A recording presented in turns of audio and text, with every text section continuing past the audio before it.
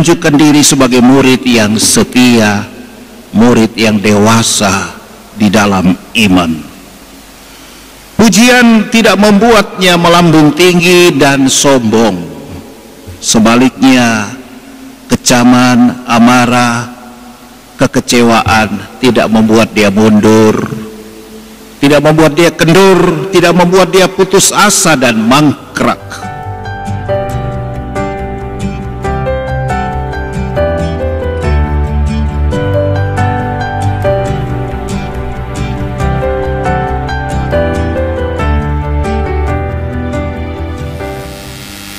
Dipuja, dipuji dan dibuli, atau bahkan dihujat, dikecam. Itulah dua sisi kehidupan kita manusia pada umumnya. Saat kita baik, saat kita berprestasi bagus, saat kita bisa memuaskan dan menyenangkan orang banyak,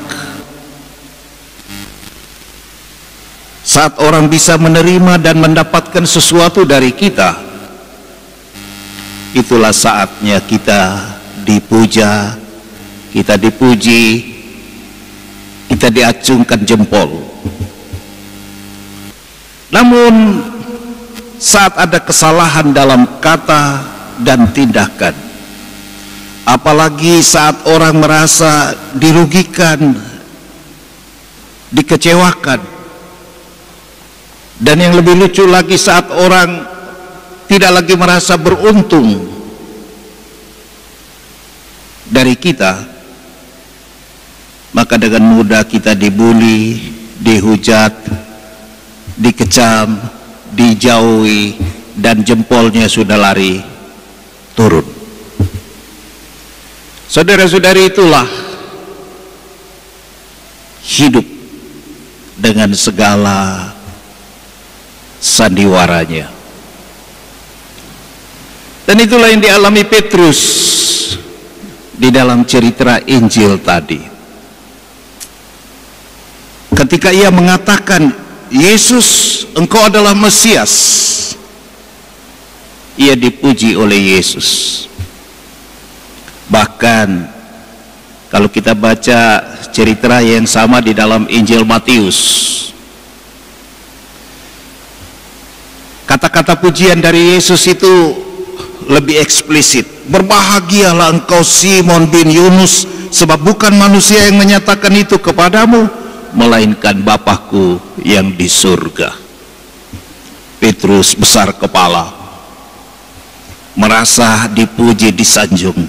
Namun hanya selang beberapa saat kemudian, hanya dalam hitungan menit, saat Petrus itu menolak bahwa Mesias itu akan menderita, Yesus balik mengecam dia dengan kata-kata pedas, kata-kata keras. Enyalah kau iblis. Petrus disebut sebagai iblis. Tapi menarik, saudara-saudari,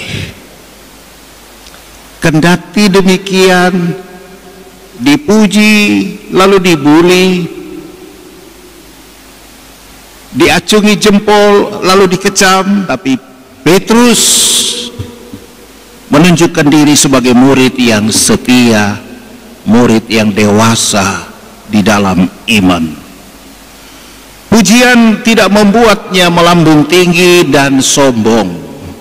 Sebaliknya, kecaman, amarah, kekecewaan tidak membuat dia mundur, tidak membuat dia kendur, tidak membuat dia putus asa dan mangkrak.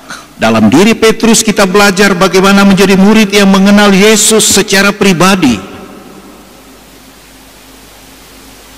Dan di dalam diri Petrus pula kita belajar bagaimana menjadi murid yang matang imannya, yang dewasa kepribadiannya.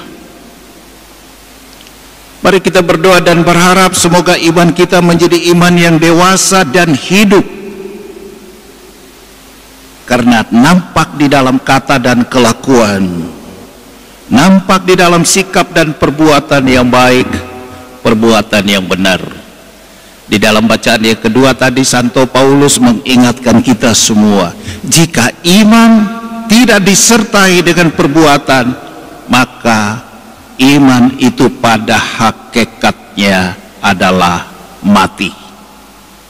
Jadi percuma orang mengatakan saya beriman, saya rajin berdoa, saya rajin ke gereja, saya aktivis gereja dan seterusnya, tapi perbuatannya tidak karu-karuan, tidak nyambung, tidak connect.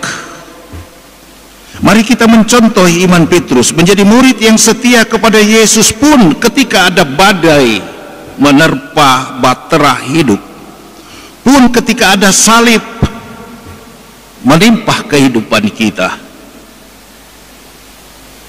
Kita percaya Tuhan tak akan tinggal diam melihat kesulitan dan derita murid yang setia dan matang. Dan mari kita tanamkan dalam hati kita kata-kata Yesus pada kalimat-kalimat terakhir Injil tadi. Setiap orang yang mau mengikuti aku harus menyangkal diri, harus memikul salibnya dan mengikuti aku. Karena barang siapa mau menyelamatkan nyawanya, ia akan kehilangan nyawanya. Tetapi barang siapa yang kehilangan nyawanya karena aku dan karena Injil, ia akan menyelamatkannya. Tuhan Yesus memberkati kita semua. Amin.